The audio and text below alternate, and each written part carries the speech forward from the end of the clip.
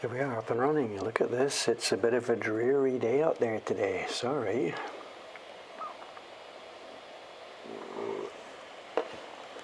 I guess there's enough light from the sky there to shut down the shutter a little bit to make it dark, you know. It's not quite as dreary in real life as it looks in this picture this morning. Yeah, it was raining on and off yesterday. We're going to get some more rain this afternoon. Can't have those beautiful blue sky days every day. Can't help it. Okay, you know what the plan is. You know what we're going to be doing today. And every day for the next quite a while.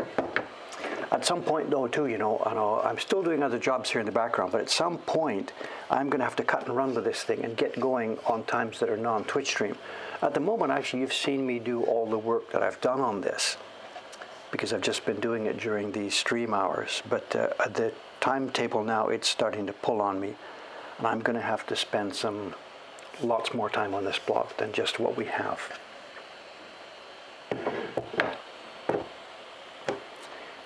I saw in the chat last time after I was rereading it that there was lots of comments about the stream quality, and I'm not sure what to say. Nothing has changed at this end.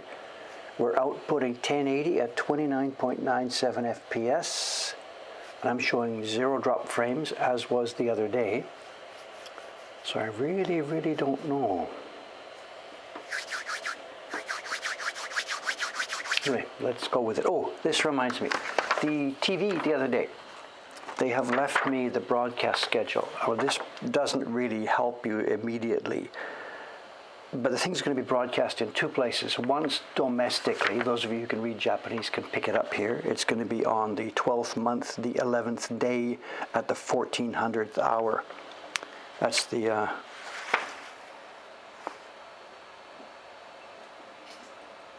yeah, that's the broadcast day, which doesn't help you guys because that's cable TV here in Japan, and not even regular broadcast here in Japan. But they said that our portion of the program will be put up on their YouTube channel. So when we get closer, and that'll probably maybe even happen after the broadcast, I don't know. If it happens, I'll let you know.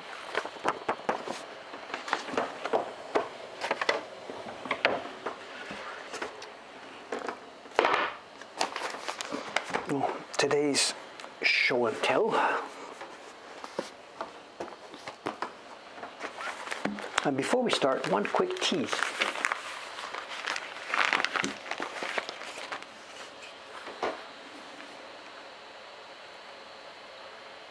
This came back from our carver in Kobe, Kawasaki-san. It's the key block to a print. While she's waiting for next year's series to get up and running, we're of course feeding her with other work. This is the key block to a print. I now have to do color separations this afternoon, I guess, and send it back to her right away so she can do the color blocks. And what's the picture? I don't have one ready for you, but if you go here, if you're interested in this,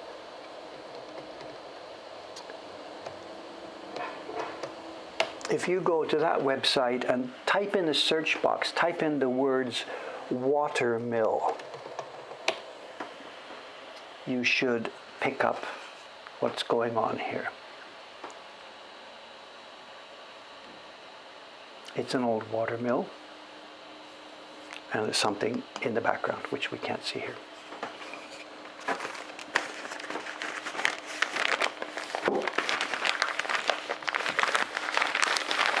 And I'm not sure if I'm supposed to be showing you that. That's supposed to be top secret, but whatever. John's got it. John's the man. That might be our New Year's card coming up. We're not sure. It might be. The key block is washed. It hasn't been printed yet. I know somebody's asking about what it is. I pasted down the design on there for her. She carved it. And yes, she has washed it off. And she has also perhaps taken some light proofs. I think she's used a light blue-gray ink, put it on here, pulled a proof to do some color, look at the thing and do some fixing. So she has pulled very lightly And it looks, actually, it's opaque blue ink, so she's probably used a little watercolor tube, squirted some in a dish, rubbed it on, and taken some proofs. She knows better. She knows not to use thick black ink for taking her proofs because she doesn't know what color we're going to be printing it. So she's used a light blue.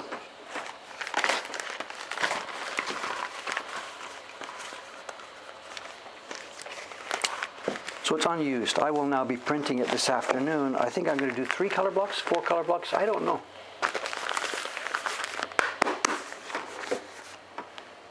That's my job this afternoon.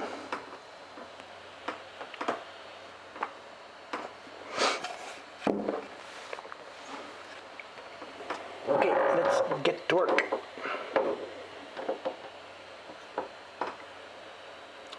Let's get to work. Where are we? It's going to be another bamboo day.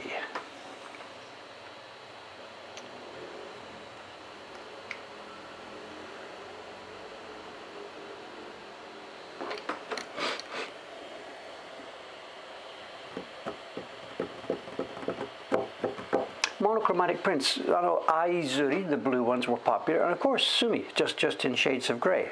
Other than that, I don't have any memory or any knowledge of one color, one tone prints.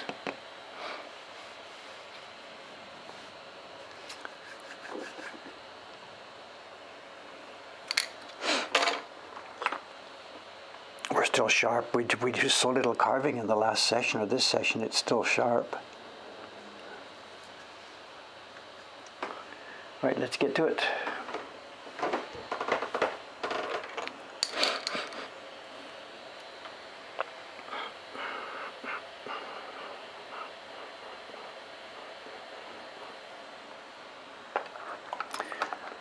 Somebody's asking a question here. This reminds me. So I learned something the other day. I know somebody's asking a question here. How do you learn to carve? And people are recommending my little book. That's okay, whatever. There is something else. I know a few days ago, a letter came in. I know, can I become your apprentice? And something like this. Actually, there's been 2 or 3 of those. I've been ignoring them the last week or so. Cameron normally deals with that sort of email.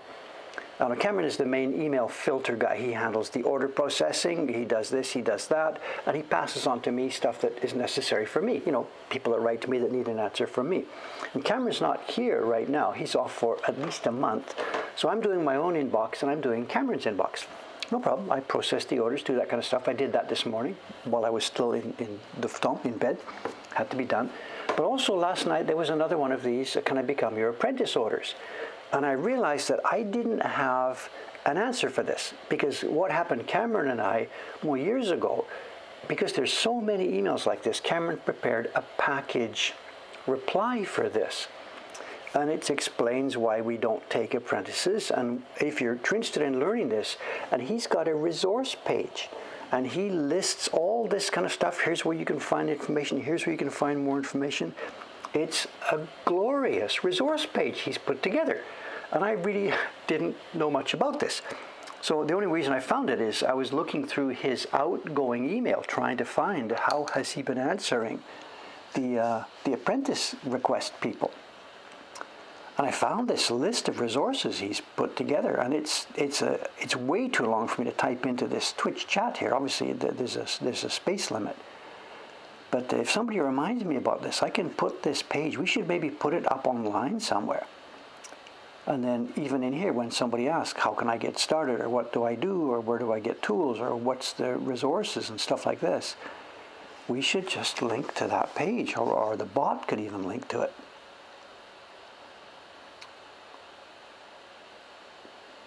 Tell you what, how can I do this right now? I can't type it into a Twitch chat.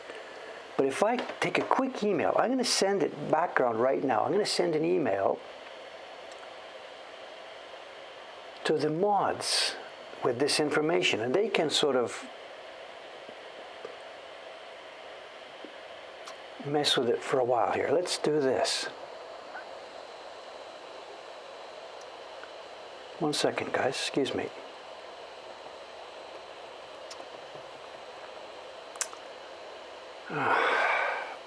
Muck with email. I'm supposed to be carving.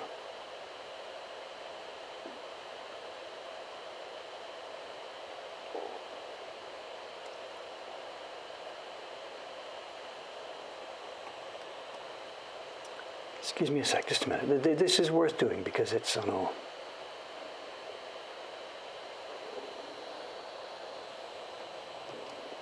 Okay, there's the content. Mods. Reply all.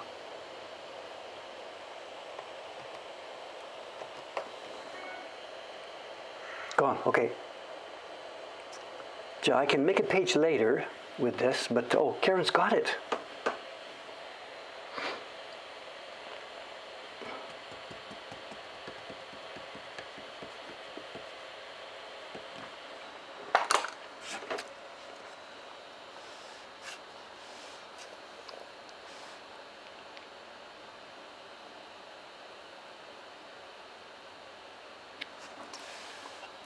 And absolutely, it should be part of our bot commands here. You know, people are asking that sort of question, and here's this huge page of resources.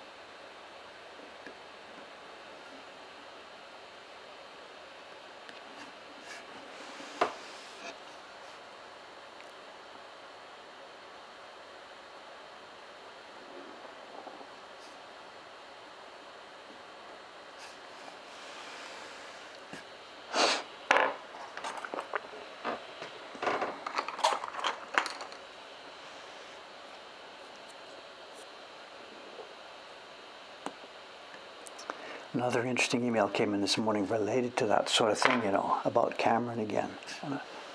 I don't know if I mentioned it on the stream or not last week. I don't really know. It would be a couple of weeks ago. There'd been a person having an email back and forth with us. He'd originally had problems with a website.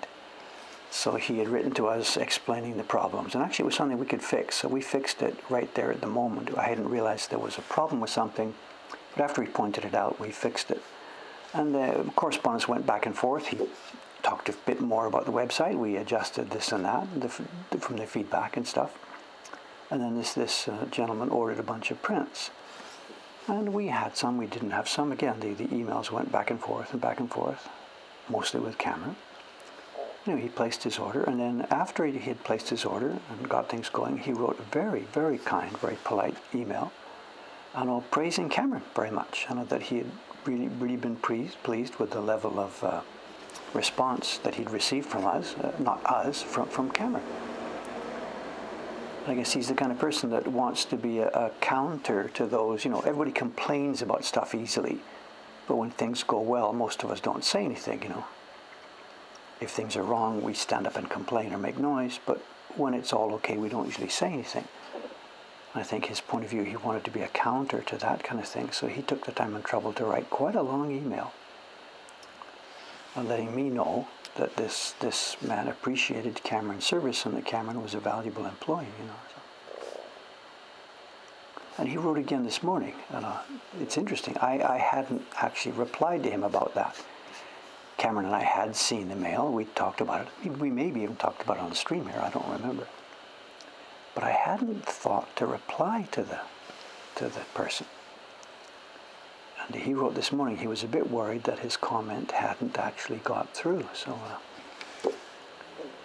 he was so worried that I didn't know this news, that Cameron was doing a good job, you know.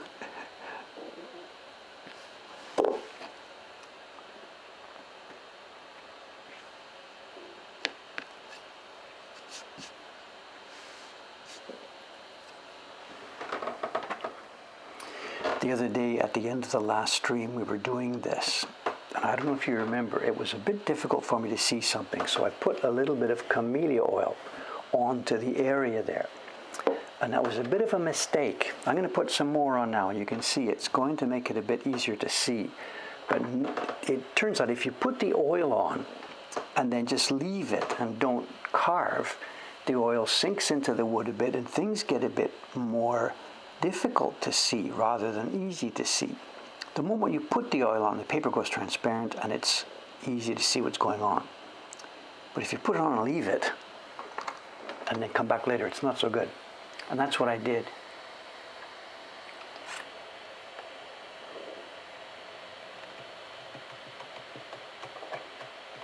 We can of course host that. Of course, just I can't do it right now in the middle of the stream. So I can easily prepare that page as a web page or as a PDF or whatever, and I can put it into our website somewhere.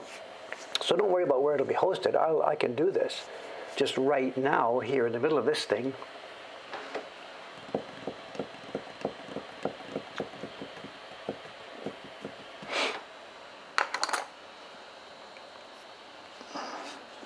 So don't worry about a long-term solution. I can take care of that as soon as I remember, once the stream's over. But and Karen may already have that. Just I don't know.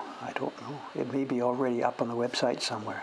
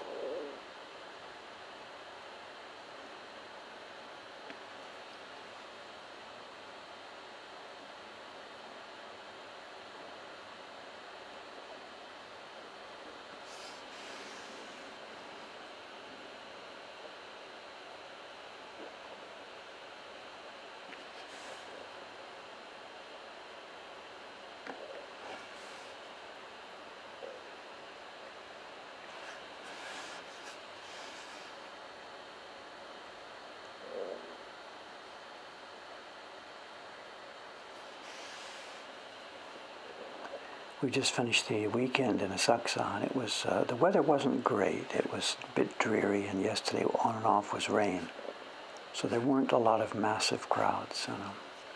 The people across the street, the new ninja place, they did pretty steady business yesterday. Any number of times during the day we heard the shouting and yelling. And there was one yesterday. There's something new I hadn't seen before. They've put up some new posters at the front of their shop, and it turns out they want people to come and do the experience there, but they're also thinking now clearly about repeat business. They've cooked up an idea they think is going to help them get repeat business. And there's a set of posters on the front of the door now that it's kind of what do they call it when people are doing judo or whatever? They've got a belt. It's a such and such a belt and this kind of belt and this kind of belt, and you end up with a black belt, I guess. I don't know if it's pink, red, blue. I don't know anything about that. But anyway, the point being there's stages. And what they've got these 6 posters, small posters on the front window there. And it's got your intro level. If you come and do this experience once, it's a shuriken star. You get 1 star. And they've built it up, and there's 6. If you become a master at this, of doing their experience, you get the 6-star level, and this and this and this and this and this. So I guess they're trying to encourage repeat stuff, like a kid would come for the class once a month or something like this. I really don't know. I don't know the big details about it. But what they were doing yesterday, they had an actual class. This is a little bit different from the experience. It was an actual training class, and there was 4 kids in it. And I guess their building is so small, the room is so small, that they didn't have room to do this. So they did it out on the sidewalk yesterday. And it took about 30 minutes. And what happened? They took over the sidewalk in front of their shop. The trainer stood out in the street. It doesn't matter. The trainer stood in the street, and the 4 kids were in a row, all in their black and masks and everything else. And it was sword training. And the guy said, ready. And they're all four in a row. They're ready. He said, okay, draw. And they draw. And they did this. And they behind their head. And they did this. And they swiped this way. And they swiped that way. And they put it back in. And they pulled it out. And it looks real. I mean, these are silver, shiny swords. I guess I hope they're plastic. I don't know what they are. And they did this outside on Sunday afternoon. And there's people walking all over the place.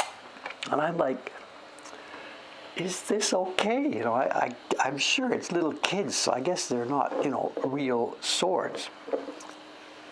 But my God, my God, my God. And then partway through this, the bag lady, the lady from the shop next door, she came out again.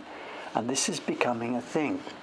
She has a little broom and a dustpan. We've seen this. She cleans up each morning. So she came out yesterday with her broom and her dustpan while this was going on, and she cleaned her area. Of course, she didn't look at them. She didn't say anything. They didn't exist as far as she was concerned. But I'm thinking what she's doing, she is staking territory. She is just, you know, leaving her mark. Please remember, guys, you know, this is where, you know, this is my side. Don't muck around over here, you know. So rather than hiding inside, she came out and did this, you know. And I watched them across the street, and she didn't even look at them.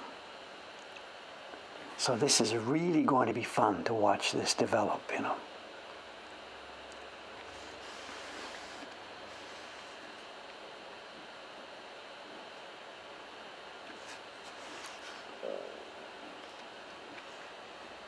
So far, they've been really good citizens. They've joined the Association of Merchants here, which means next Tuesday, the first Tuesday in the month, not next Tuesday. Yeah, it's next Tuesday, the first Tuesday in the month.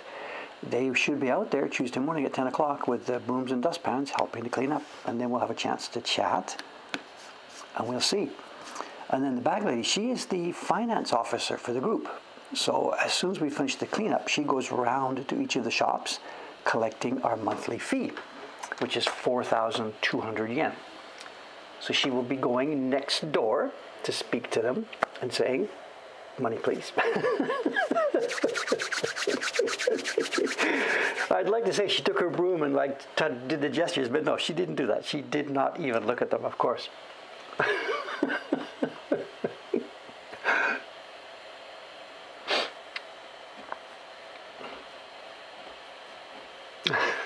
It's going to be fun. There's no overt hostility whatsoever. It's all just playing out quietly. And as I said, so far, the kids really seem like nice kids. They seem like there's going to be no problems with them. And I'm guessing, based on what I've learned so far, if she did talk to them and say, I don't know, about my space here, I think they would be totally responsive. So there's no feeling that these are awful people that have come in to take over or something, you know. They're good kids, it seems, you know. What a way to make a living, you know.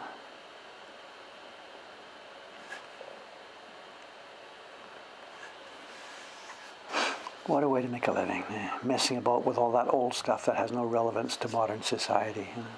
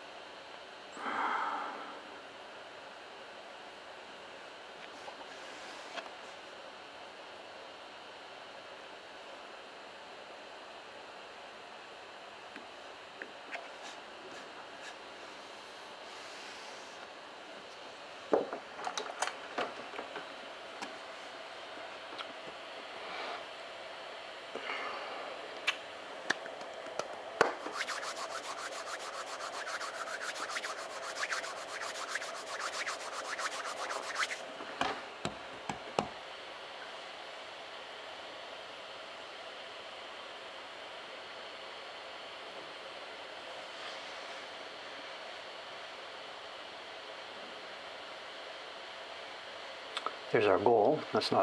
This is the old one that we're reproducing here. I won't be copying the lettering. The lettering is out, but other than the lettering, probably what we're doing here will look pretty much the same, I think.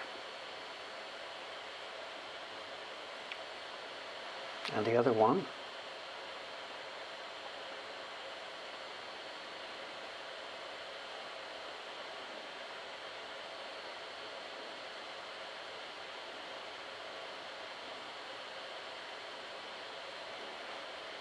This is where we're going. For people that haven't seen these before, we're doing.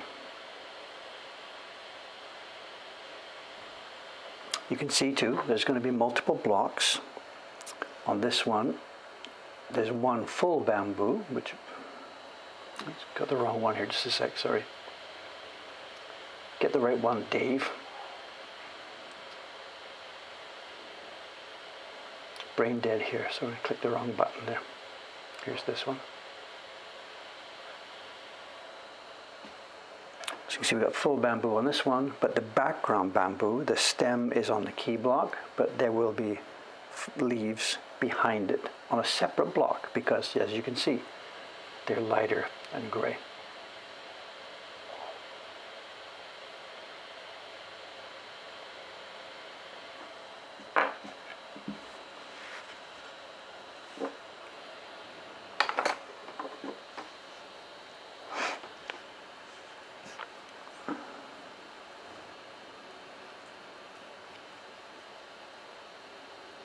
It would be something, cool if I had inside the scope here, if I had a heads-up type display, with that thing there so I could see it somehow overlaid with these lines. So try and get my lines exactly the same as the original or something like this, I don't know. Interesting, or it would just be a disruption, I don't know. If it was something I could just click on and click off when I wanted to see it before I hit each line or something, or if there was a place I couldn't quite see what I'm doing, click and that display would come up. I could compare it.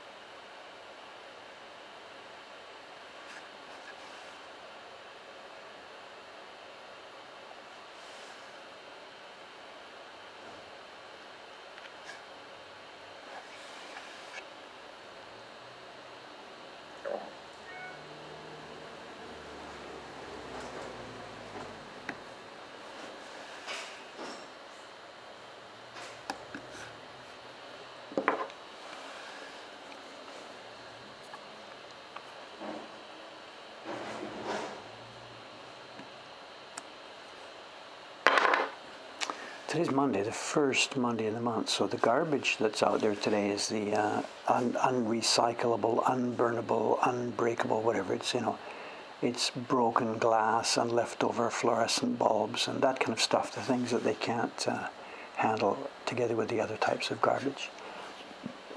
It's twice a month, first and third Monday.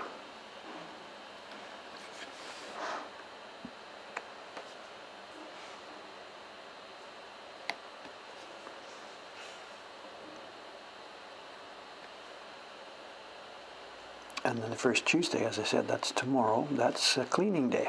So we're going to be out there with our ladders and brushes and brooms. And recently my job has switched. As I told you before, I used to be on the group, it was two of us, on the group that did the polishing of the actors' photographs there. But on the last two sessions, I haven't done that. It's the wife of the antique store owner does it together with another guy, the guy down the street from the tendon shop. And they've done it together. And when I tried to spell him off, that time, he said, no, we got it covered. And she gave me an assignment. She gave me a little scraping tool. and a bucket of hot water and said, here, what I'd like you to do is I'd like you to pull off the stickers that the kids have placed here and there on the electrical boxes on the street. And it's a thing in Japan. There's not much graffiti in Japan. There's very, very little graffiti around here at all. But it seems kids in some, I guess they got their little rock band or something, they get stickers made and they stick them all over the place. And they don't just put them in random places. They see, there's a cluster of them. So here on one of the electrical boxes, we can see it when the post, we can see it outside. I had that off, look at that. You can see them from here. On the electrical box that's in there, just right bang in the middle, there's all these little stickers and seals.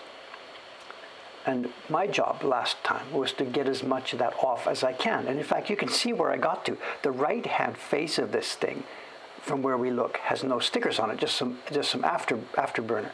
And then on the face that faces us, that's the part I didn't get to last time. So my job tomorrow is I will be out there on that box, scrubbing and scraping and trying to get these stickers off that the kids out there leave on there.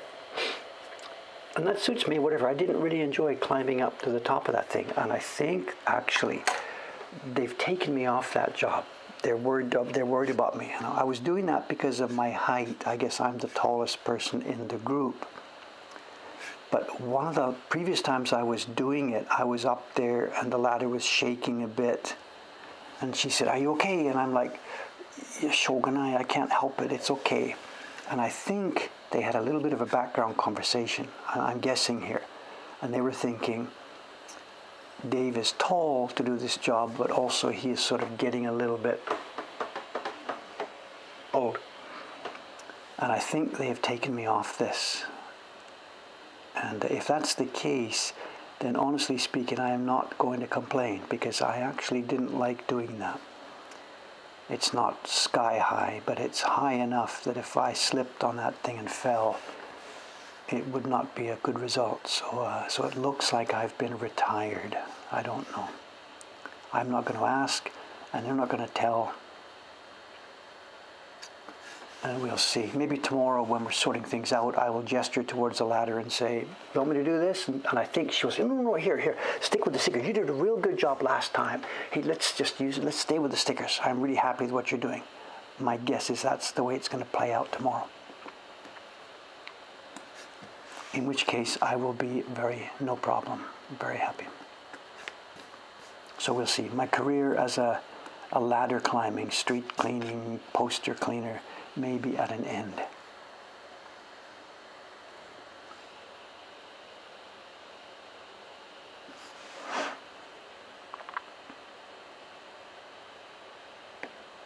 We'll see how it goes.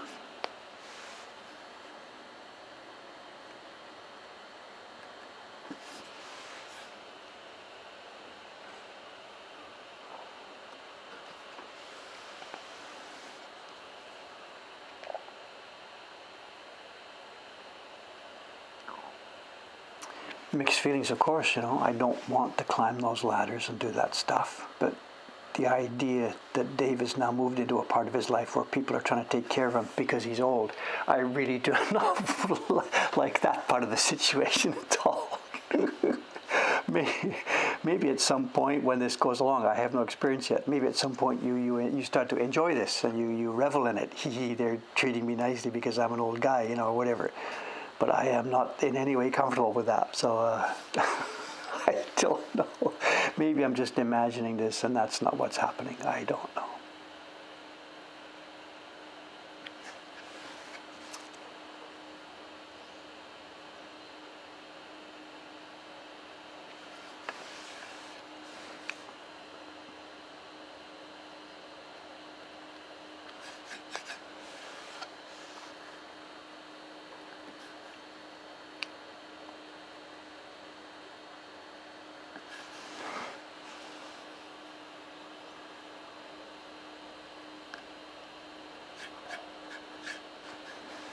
I am enjoying this block. This is nice. It's very, very pleasant work.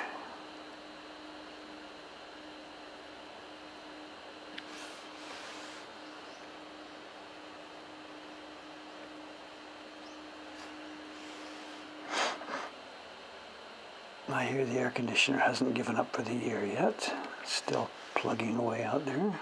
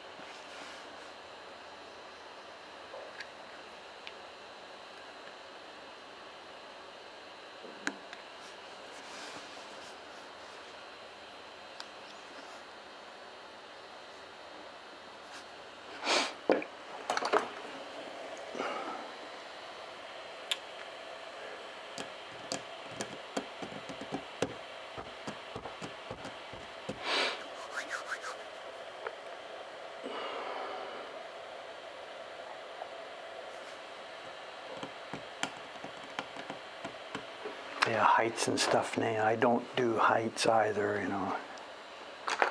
When we rented our apartment when we first came to Japan, it was a brand new building that had just been finished. It was a 4-story Japanese type apartment where the access is all outside. It's not a giant building where you go inside. So the access was outside. There's stairs up to the 4th floor, and you walk along the sort of extended balcony till you get to your door, and then you go in your door. And we had our choice of the entire building. They were all empty. We were the first people looking at it and the first people being rented, you know. And we walked around. We went upstairs to look at one of the units up top, and the view was nice up there from the 4th floor. We could look over the whole town and see this and see that. But I'm like, no, I want to be down on the 1st floor. And some of the other people are, that's the least interesting. What do you mean? You can't see anything? And then the real estate agent sort of made a semi-mistake. She says, if there's an earthquake, you know, you're in the bottom floor. And then she realized you shouldn't talk about that. Like, you're going to get pancaked and stuff like that. So I remember her trying to talk about that. You want to be on the top floor in that case, so you have nothing above you, you know. But that didn't wash with me, because that walk, take up the stairs to the 4th floor, and then walk along that balcony thing with the doors on the right and the drop-off on the left, and that bothered me just too much. I just could not do that every day. So I said, no, I know the heights is a little bit, I don't think I want to be here. Let me go downstairs, you know. So we rented the middle one at the bottom of the 1st floor. And why the middle one? We thought that if we were at one edge on the 1st floor, then you've got people walking by your door all day long. The people on unit 2 and 3 have to get past you to get to theirs. And if you're at the other end, the same thing. If you're in 5, the people in 3 and 4 have to get to you. So we rented the one right bang in the middle on the 1st floor. Out of 5, they went 101, 102, 103, 105, and 106. There's no apartment numbered 4. They usually don't do that in Japan. There's no number 4 anywhere.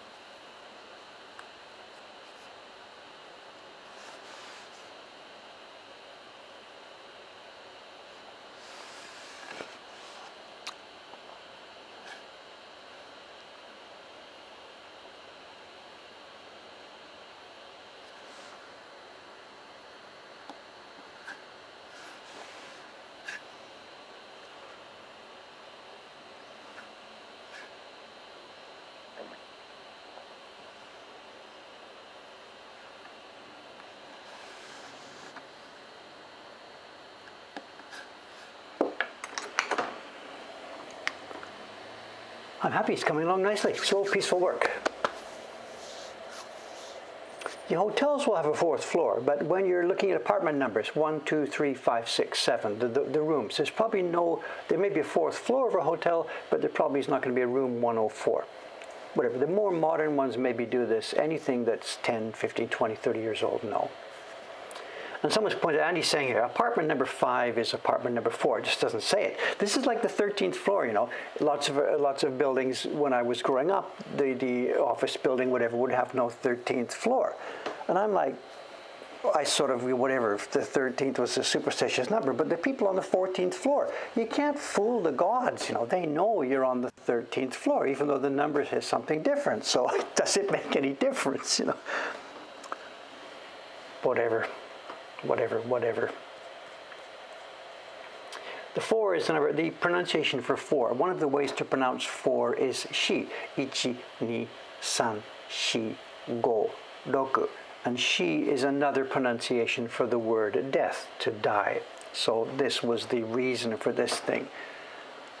I mean, it's just a homonym. There's no deep meaning to this, but the number 4 is a homonym for the number dead. If you imagine in English, if we were counting 1, 2, 3, dead, 5, 6, 7, you know, if the homonym worked that way, if the number for 4 was the same as the word for dead or death. And here in Japanese it is. The syllable counts are very low in Japan, and there are way more homonyms. I mean, everything in Japan is a homonym. Everything in Japanese is a homonym with something else. Everything.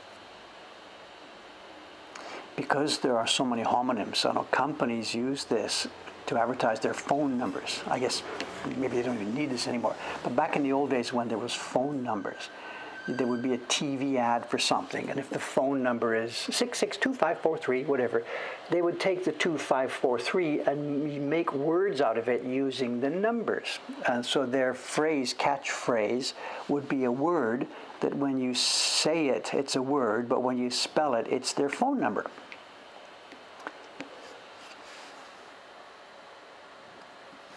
Now you can sort of play the game with anything. You know, with our address here, we're in Asakusa Ichi no 41 no 1. So the numbers for us, it's 1418. And when I was picking the phone number, it turns out there was a chart. We could type in what we wanted to get, and it was available. So our phone number is 0705011 1418. And our street address is Asakusa 1418, Ichi no 41 no 8. So if we were going to play this game the old way, those numbers 1 and 4 and 1 and 8, you look around for alternative pronunciations. 1 is ichi, it can also be I. 4 could be shi, or yon, or yo. So right there, 1 and 4 could be iyo, and one of the, iyo, yes, I agree with you. Iyo, iya. Iyo, iya could be another way. You know, you play with the different pronunciations of these things to make up your catchphrase. So on your TV ad, the people who are singing the jingle say this word, and at the bottom of the screen, pop, pop, pop, pop, and people who try to phone you remember the word. So it works really, really quite well, except these days nobody phones.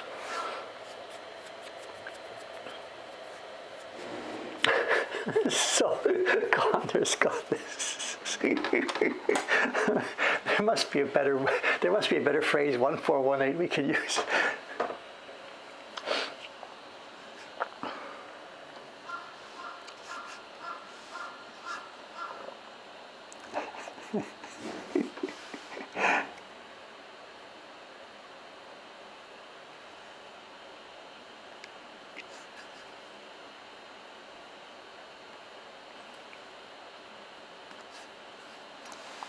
It's like as if you had, my generation, I guess, Japanese people, my generation, they grew up in the era of TV jingles, So everybody my age in this country probably has dozens of those things floating in their memory banks,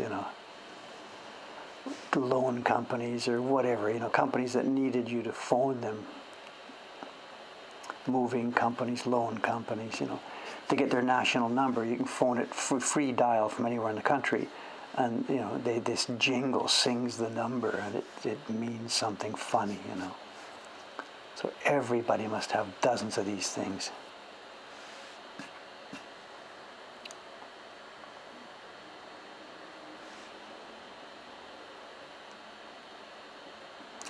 And along came the web and blew that all apart.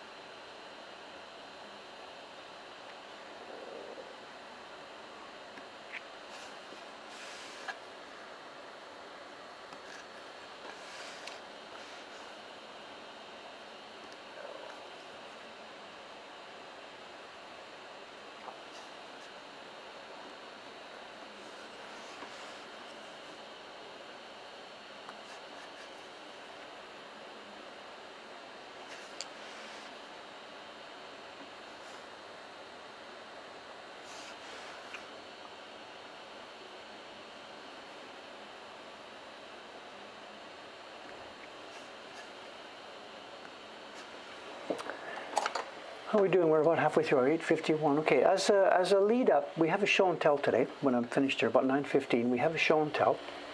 And I can put a name in here that will give you a chance to warm up if somebody wants to look up a bit of this.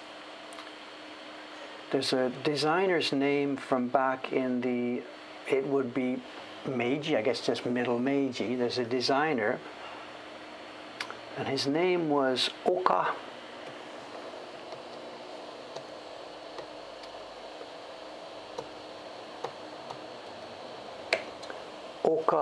Bunto. I'll put it in there. And the things we're going to look at today, the woodblock prints we're going to look at in today's show and tell, were designed by this guy. In English it's Oka Bunto. The O is long, Bunto. So until we get there, if you want to do a bit of research, get some dates and stuff, because I don't know anything about that. All I know is the guy's name, and we have 100. We have 100 woodblock prints here, all made based on his designs. And it's a book of. It's funny when you translate it. It's etudes, I guess. I know. I'm not quite sure how to translate. I know. Whatever. We'll talk about it when we get there. But. We've seen different books of woodblock prints based on Meiji-era designers, and usually they're in the form of a techo, a book that's a pattern book. It's a book that people would copy from to learn how to do painting and drawing. And this one is different. This is a book that it's just a book by itself for enjoyment. And you can learn from it or read from it or copy from it or whatever. But it's not a techo. It's a gasho. Picture collection, and it's 100 prints. We're not going to be able to see them all, whatever, but anyway, that's what today's show and tell will be about. If anybody wants to do some research to help get the background here, go for it.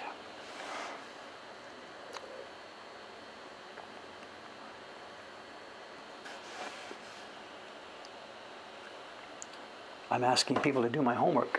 Well, I get upset when people ask me to do their homework, and here I am asking the same thing. So,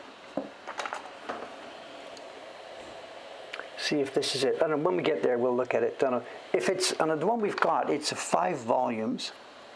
It's a 5-volume set published in late Meiji, just barely inside Meiji. It'll be Meiji 40. What was the last year? 42, 43, 44? I don't know. So if you found a 5-volume book of woodblock prints in late Meiji, then yeah, that's it. If that's what you found. And we have the set here, and we'll be looking at it in a few minutes.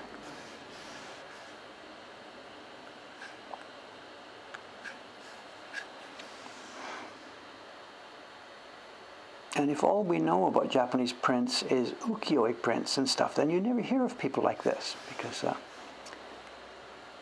but Japanese prints were way, way more than just the ukiyo-e. And all the Westerners know, people like me, whatever, before coming here, all we ever know is the ukiyo-e. But there's lots more to printmaking here than just that stuff.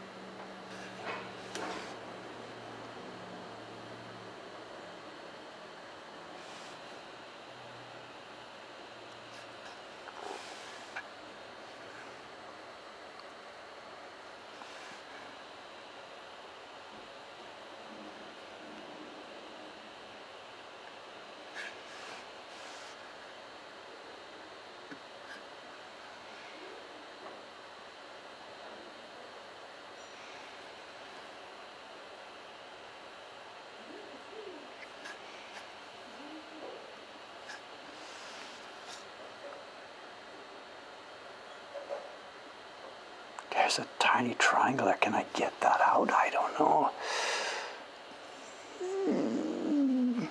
There gets to be a point where the triangles here are so small that there's almost no point in carving them, because certainly they're going to fill up with pigment, but we'll see.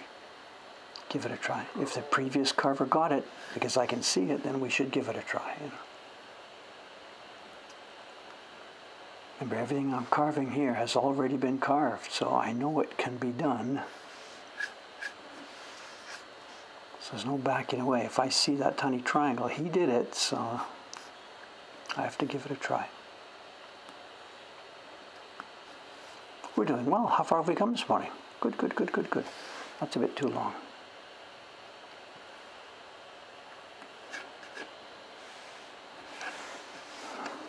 Okay for time, right? Keep going here. Oh, yeah, not even 9 o'clock yet. We are cooking with gas this morning.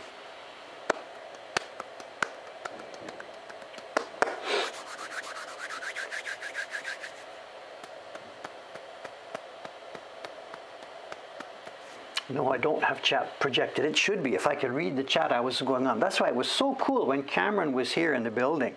He came down and did these with me, and he's the wingman. He can read the chat, ask me the questions. I can focus on the work. It worked so well. So well, so well. Other than the sewing machine needle, does Dave use another tool for precise cuts? The needle is not cutting anything. The sewing machine needle is not cutting anything. It's a pry bar. Boing. It has no sharp edge. Nothing. It doesn't cut. It just pries. Here's the takibin, the delivery guy. What's he bringing this morning? I don't know. I don't think I've got anything due that I know about. It could be prints from one of our printers. Oh, it could be Chiharu-san sending in, yeah, it could be a batch of prints. Let's think about this. No, look at the size of it. Well, that's it. That looks like a Kubota box. Box incoming. The mystery. Cooking with gas. That goes back to, it's whatever, 1950s, 1960s, and now we can't do that anymore. Hang on, here he comes. Ah, domo, arigatou gozaimasu. Oh, yokatta, yokatta. Good, good, good, good, good. Hi, domo. Thank you. Thank you. It's prints. One batch from Tsushima-san. She's sending back some Pokemon. prints. And then Chiharu-san, she must be sending back some, what did she do? I don't remember which one she did. Oh yeah, it's number 2 in this year's series, the one with the cat and the fish bowl. We're reprinting them, getting ready to open the series again, and that's what will be in that box. So it's an expression in the UK. And when gas first came as a thing, instead of using a coal-fired oven or something, gas was a newfangled deal. And it was new and efficient and clean, and nobody knew it was destructive to the earth, you know. And cooking with gas became a word that just meant all cylinders firing. We were really going well.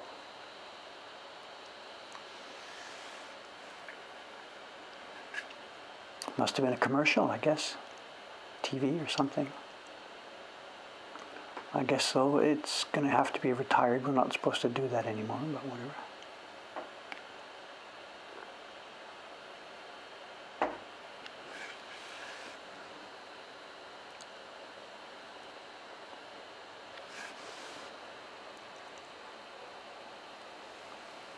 Speaking about cooking with gas, you know, I don't know, nothing to do with this woodblock printmaking at all, but I read a story in the newspaper yesterday that staggered me. Now that I've mentioned, I gotta pass this on. It was a story in the Japan Times, the newspaper here. This is news that probably most of you know from your own different news sources. The summit thing is happening. The climate summit is happening. And as part of the background to this, the Japan Times is doing a series of stories in the background. And here's the link to the story. I think you can read it without logging in. I don't really know. Let me just post it anyway. It's a story in the Japan Times, and it's background numbers. And it's talking about Asian countries and coal-fired power plants. And the numbers in there are the scariest thing I have ever read in my life. We've got this image now. There's the summit going up there. The world leaders are all going to go up there. They're going to make a nice, good agreement to stop putting CO2 in the air, and we're all going to live happily ever after 50 years from now. This story tells you why that's actually not going to happen next week.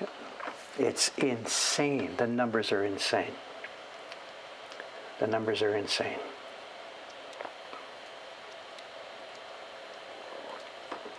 It's coal-fired power plants.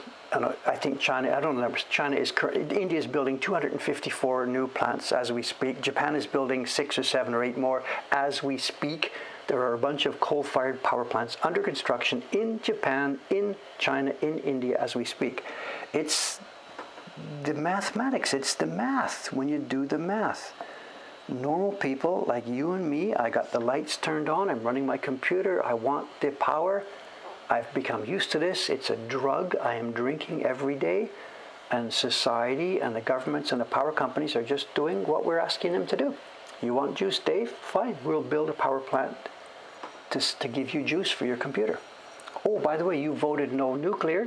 Okay, well, there's only one thing left. We're building as much air, wind, we're building as much solar as we can do it. There's only one way left to supply you with the juice you need. So Dave here turns on his switch, wants the juice. The power companies are doing what I asked them to do. They're supplying juice.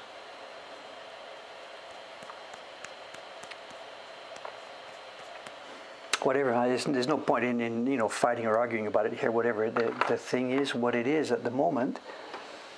And that amount of energy coming out of the stored stuff in the ground produces that amount of carbon dioxide in the air. This is when I said the math, that's the math. And until either we reduce our demand, which means reducing population and or changing our standards of living, the people running our society in the background, the governments and companies that we expect to supply these products, they will keep doing this. Australia is digging it up out of the ground as fast as they can. But so I knew this. This is not anything I didn't know before. But what I didn't know was the scale the numbers, the staggering scale of what's happening there. So I don't know, I don't know. So what do? Stop turning on the lights, stop running my computer, stop using electricity? What can each of us do,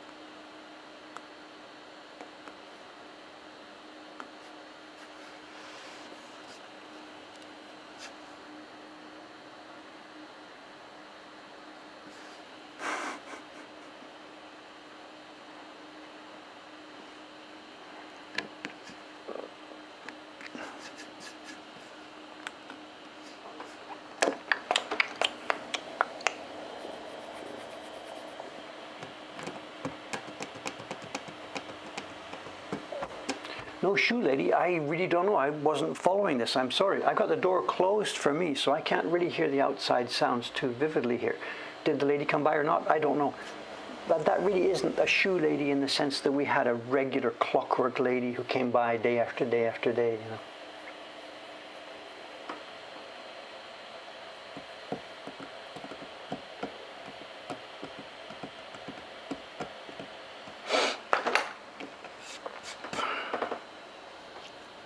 I am happy with what's happening here today. I'm getting some work done, actually. I don't know why. Am I keeping quiet, or is it just that, whatever, it's working well.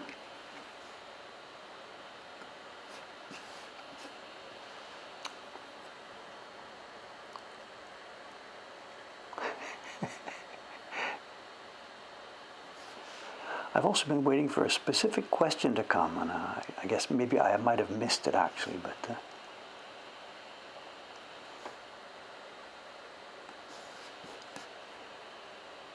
about the carving. I've been waiting for a certain question to come, and whatever. It'll come one of the next few days, I guess, I'm sure, but whatever.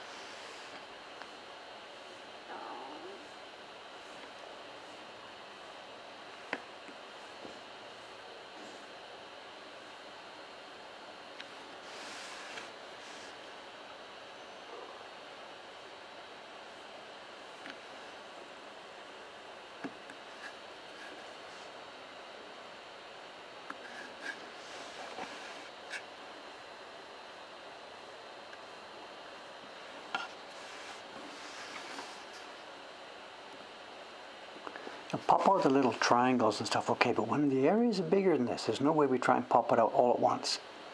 Almost certainly that would break one of the surrounding lines. So I'm going to, the bigger parts, pop them out in pieces. The buzzer must be buzzing right now, so let me just finish this little box here. Hang on a sec.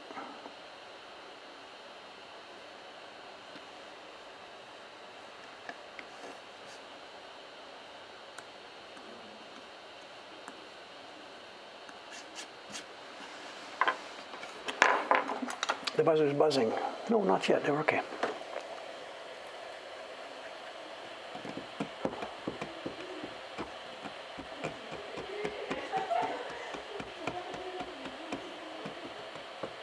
Oh, Tom 1060, you're here. You're here.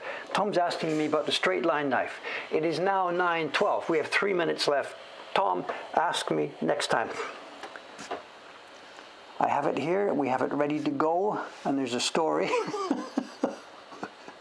There's the story, but we only have 2 minutes left, 3 minutes left. So let's take a rain check on that. Demonstration and explanation of straight line carving coming up, if you remind me, in the next stream. Actually, I'm kind of glad nobody mentioned it early in this stream, because I have managed to get some work done here.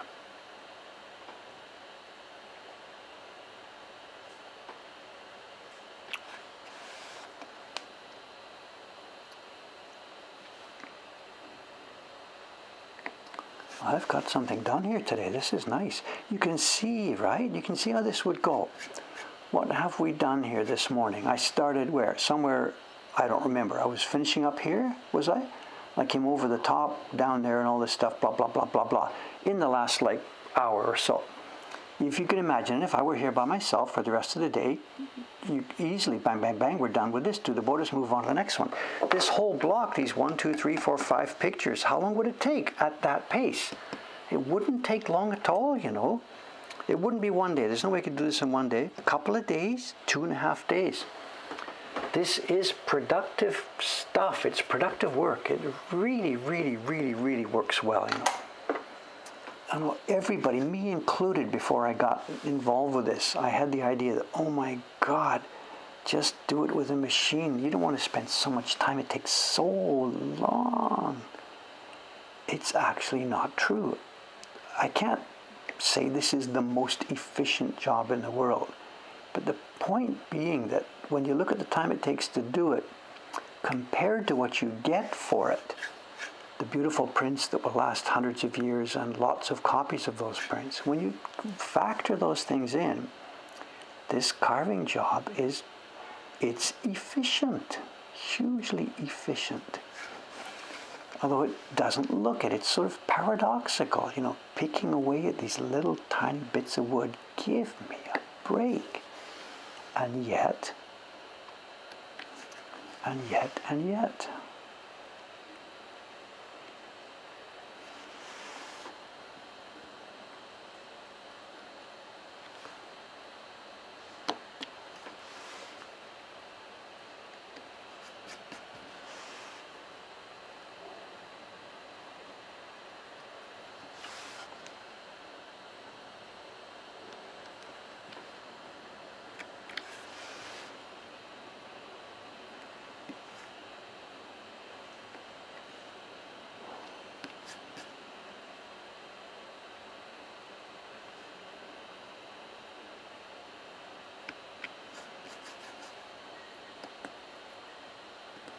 All right, I think we'll leave it there for today. Didn't quite finish that off, but I wouldn't have expected to. Let's move on. Show and tell.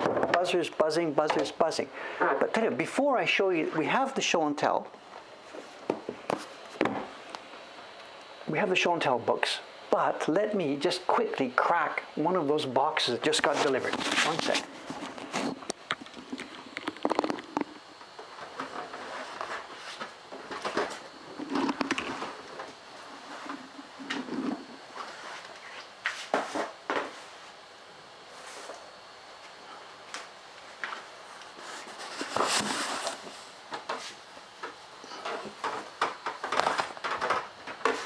いしょ.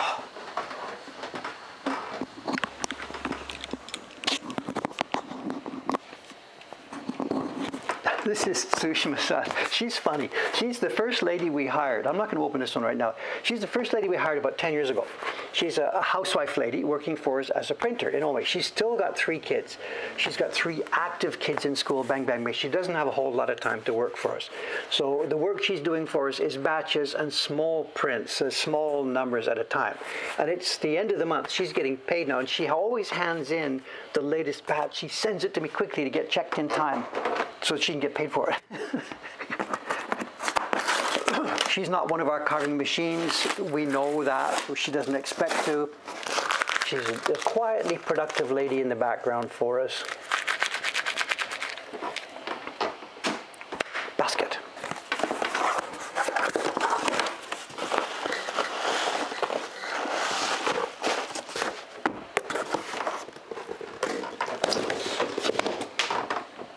Oh, it's not from this year's series. No. This is better. This is fun.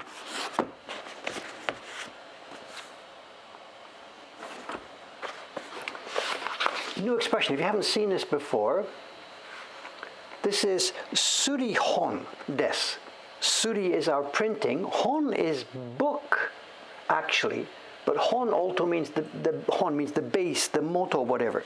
Suri hon in the printing world for us, suri hon means the batch of finished prints. Here you are over to the publisher, she's giving me the blocks, and she's giving me the prints, and it's called the suri hon. The box has the blocks, that's why the box is big. It's the set of blocks plus the prints. And she's also giving me a note. Skoshi dosa yowakatta. The sizing was a little bit weak, she says.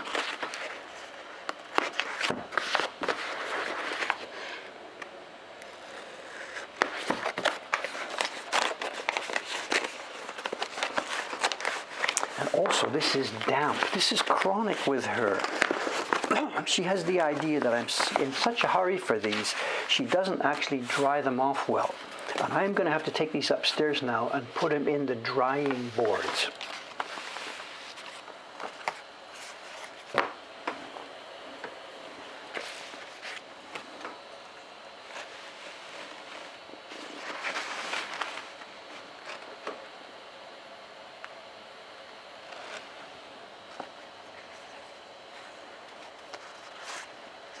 They're not only damp, they're soaking wet. I could print on this paper right now.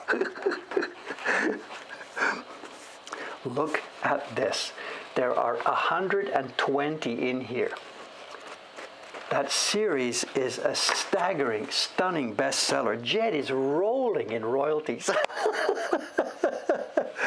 Look at these. Chiharu-san, she is a machine, an absolute machine.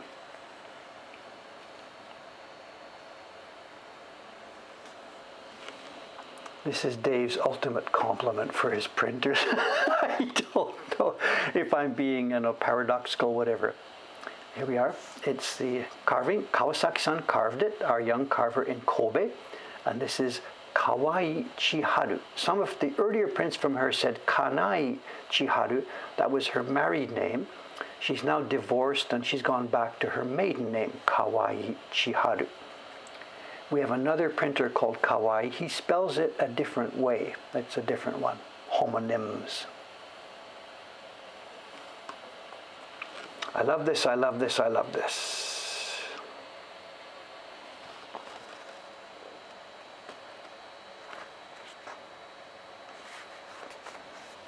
Let's peek at the back and see if there's any with the cut corners. Oh, there are. There are cut corner ones. This is a difficult set of blocks.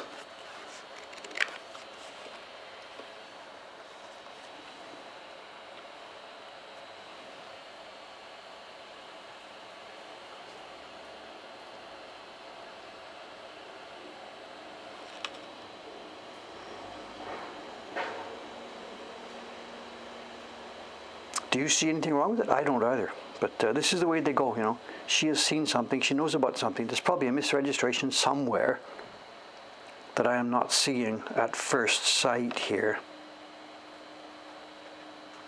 they're strict, you know. She's strict. We're training them to be strict, and they're being strict. No idea. There must be something in there. And she's cut it far enough that we can't send it out. So interesting. Okay, there we go. Put this away. This wasn't part of show and tell. Sorry. Just I wanted to see these.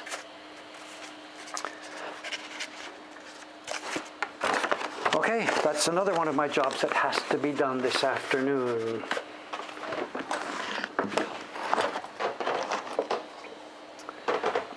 Okay, sorry to eat into the show and tell time. I should have stopped carving there a bit earlier then. Sorry about that. Okay, here we go. The book. This is Oka. It's not here. Oka is the guy's name. Bunto is his. Oka is his family name. Bunto is his art name, his first name. And this is Shugacho. Study.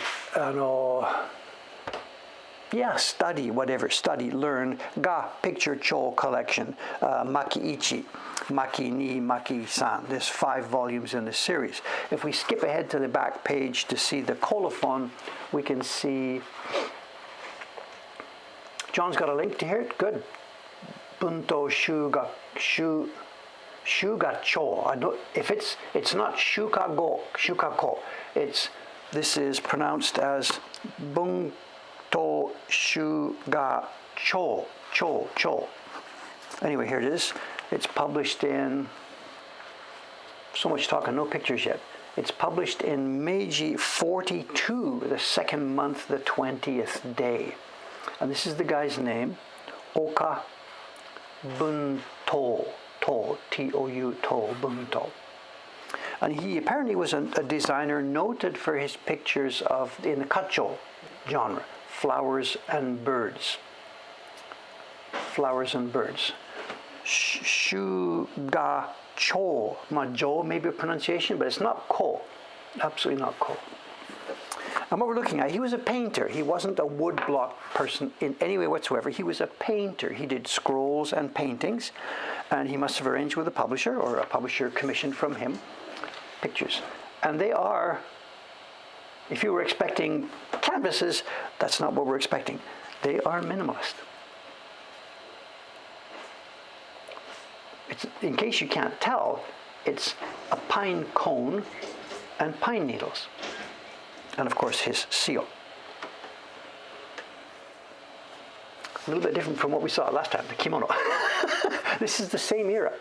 Those kimono pictures, full of detail, full of stuff. This is a different look and feel. This is nothing to do with ukiyo-e. This is a woodblock reproduction of a noted painter of the day. And these are minimal. Tasty, I guess, but minimal. They're not all going to be quite as minimal as what we're seeing here. These are warabi, fiddlehead ferns. Someone wants more kimonos. Switch back to the kimonos. Whatever.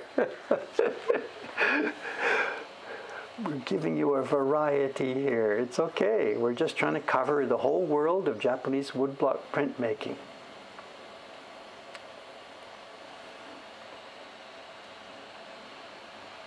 Someone's asking about the flask. If you're a beginner here, you don't need the flask. Believe me. Just put a light on your bench and just carve. You don't need the flask. We use it because it does add a little extra help to the work. It's absolutely not necessary. Would I say that printing of this takes high-level printing skills? Well, no, I don't think so. Some of this is a bit delicate, the gradations. It's not easy to do that gradation. You've got to be a bit careful. They've made it a bit deeper in the notch here. So there's a bit of subtlety in the printing. But this is not something you would need to work and train for 10 years before you can do. If we had an apprentice here sitting at the bench and we were giving good guidance, he should be able to do this after a week or so, I think.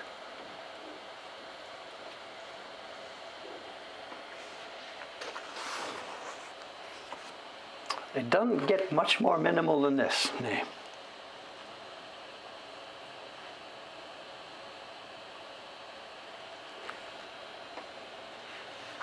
There are 100 of these prints in this collection. As I said, they're not all quite this minimal. And I'm not sure now what's going on here. This looks like what you would see in part of a drawing book explaining how to draw leaves. But this book is not being promoted as a techo, as a practice manual. It's being promoted as a book of pictures to look at and enjoy. And yet what I'm seeing here, this is the teacher showing us practice, how to draw these leaves. Yes, it wasn't, no, that's a teapot. That's not sake. That's tea. If it was sake, it wouldn't have a lid like that. That, I believe, is a teapot.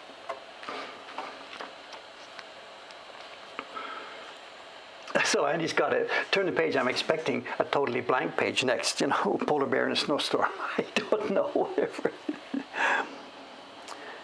This is not trivial. There's gradations along here. There's a gradation along the length of that. And if you think that's easy, you try that. Some of these are difficult.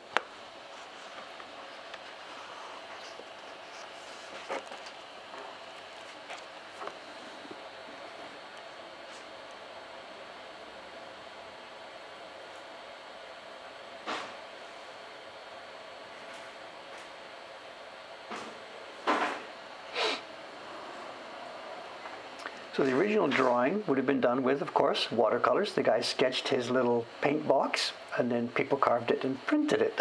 It's a printed picture of a paint box.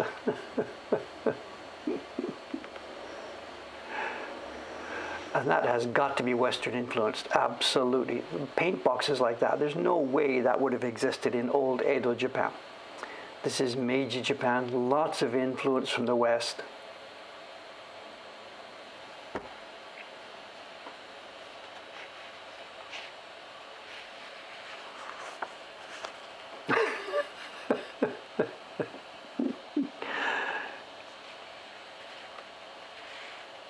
So it's meta, the show. This one absolutely feels meta. Absolutely, I should have used that word.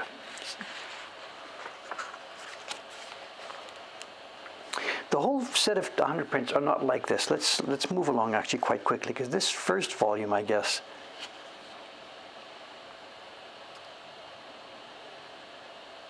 I'm not actually sure. Again, this looks like a practice book. This is not being set up as a practice book, but this is what we're seeing. Different kinds of birds and different kinds of running.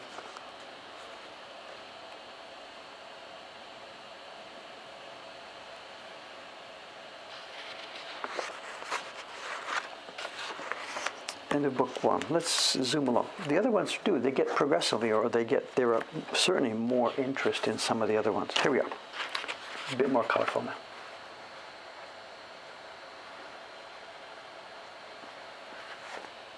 And actually, we're not able to see the back of these. This is all an accordion type book. Normally on an accordion book, we flip it over and we can open from the back, but they've glued the back together on this one. So the book actually is an accordion book. See it? It's an accordion type book, but they've glued fabric in the back so that we can't, unless we can sort of peek inside. That's the back side of the pages. But they've glued the spine together so that we can't see the back, excuse me, of each of the prints. So the prints would have been made as single sheet prints, and unlike the old books that we saw before, where the left and right were different, this is album form. That was made as a single sheet print, and then instead of being folded backwards and gutter bound, it's folded inwards and bound at the outside edges, glued together at the outside edges. So picture A here and picture B, they're glued together at the outside edge. This is in direct opposition to the book we looked at last week, where the pages were folded the other way and glued at the inner side. This is album format.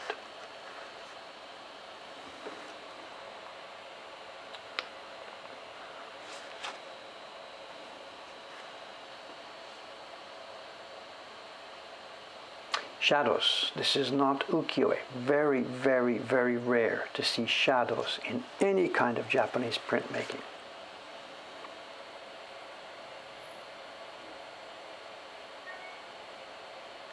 No, there's no way you would be struggling to make this on one huge long sheet of paper. These are individual prints pasted together into book format.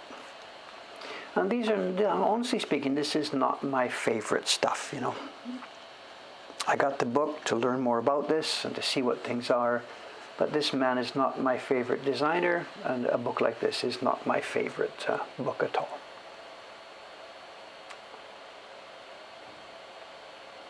But we're not trying to curate our collection based on exactly what Dave likes here, you know.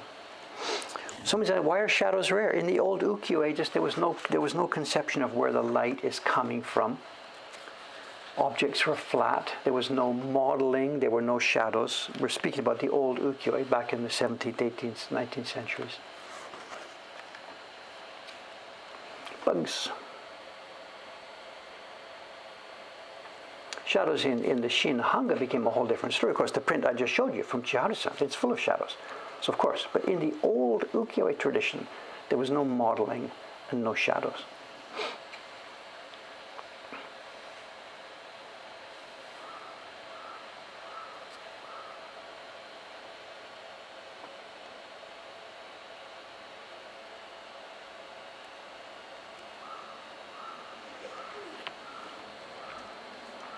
And this guy, as I said, this guy was famous. So this book would have been bought as a collection of work by that famous guy.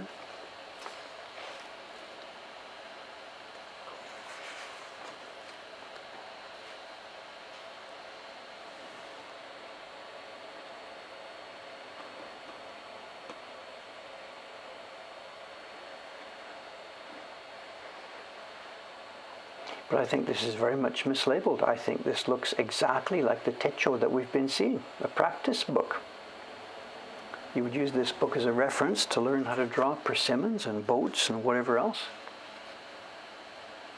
It's a cross between a practice book and a high art book, you know.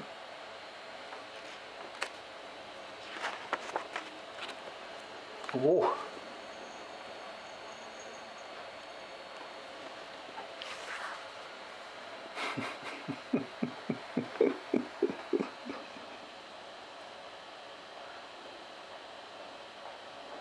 I guess it's sort of the picture that we tend to say, my kid could do better than that. I suppose, maybe yes, maybe not, you know. Really not my kind of stuff, you know. Let's jump ahead to number 5. Hopefully that's where the more expansive stuff is. Let's have a look.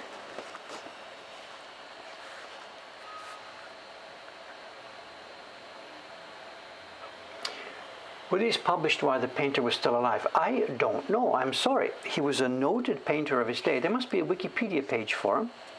If you can check. Oka Bunto. There must be a Wikipedia page. He was a big name back then.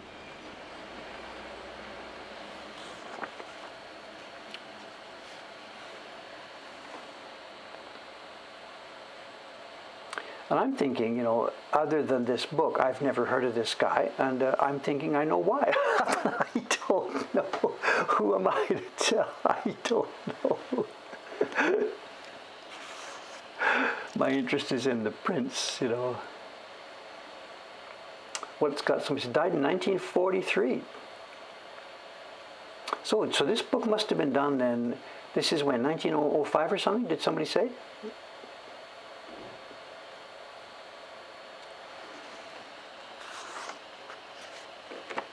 No, I'm sorry. This is not my stuff. I don't see whatever. I don't see anything here. This would be the last print in the world I would ever reproduce. You know, to me, woodblock printing is about clarity, cleanliness. It's not about mud at all.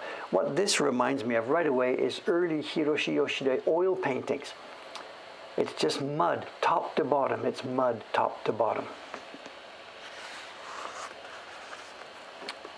Well, there's studies. The shu character in the title, it's like, that's what I said, etude or study. We get a Chopin etude for piano. It's etude in the sense of it's a study piece, but of course it's not really a study piece. It's a work of art. So how we are supposed to understand this, I really don't know. It's Etudes Picture Collection. But whether it's meant for somebody else to be learning and studying, I don't know.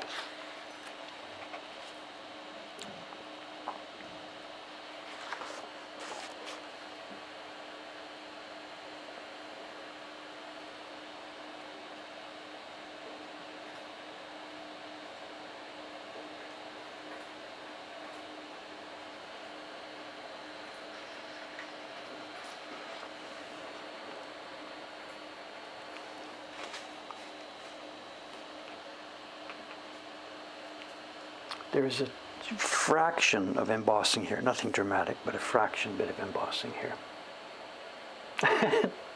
Dave falls silent. Why I fall silent? What else can I say?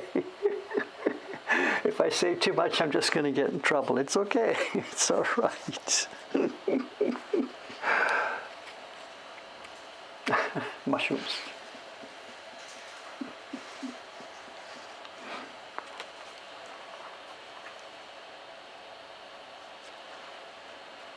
They're so Japanese, though. Absolutely. They are so Japanese.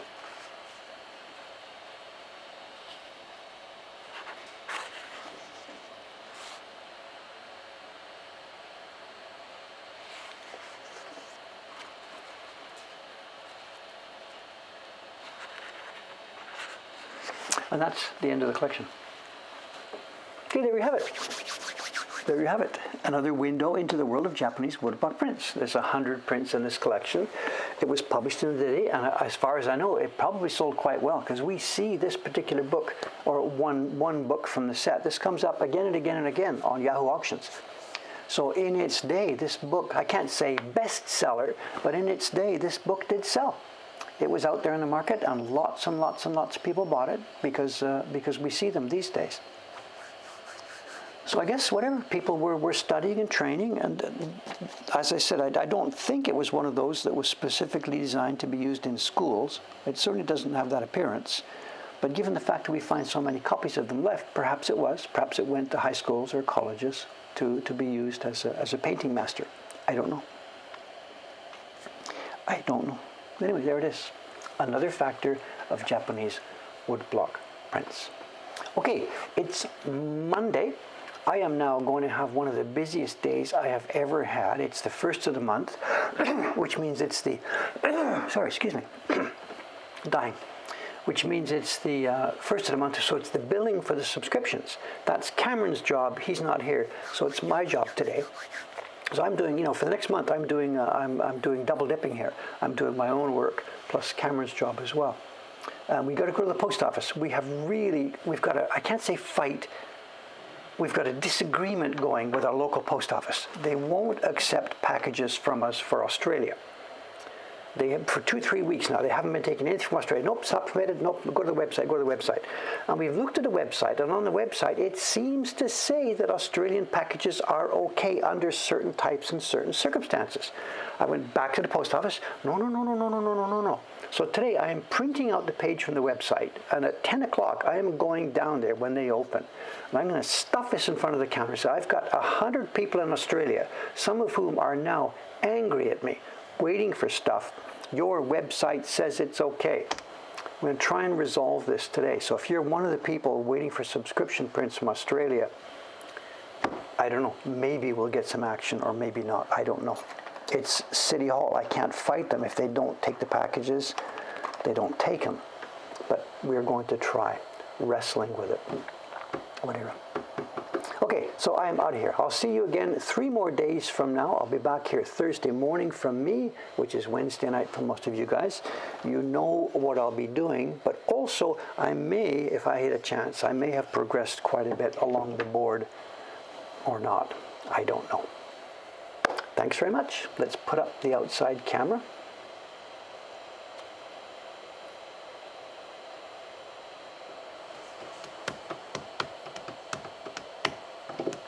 Time to check third-party couriers. FedEx is happy to take them.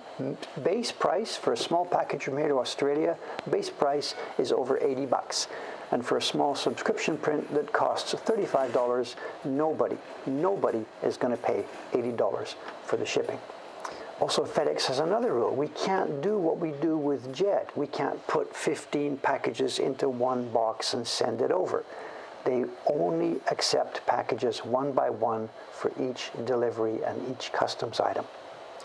So we are struggling with that. I'm sorry, we are struggling.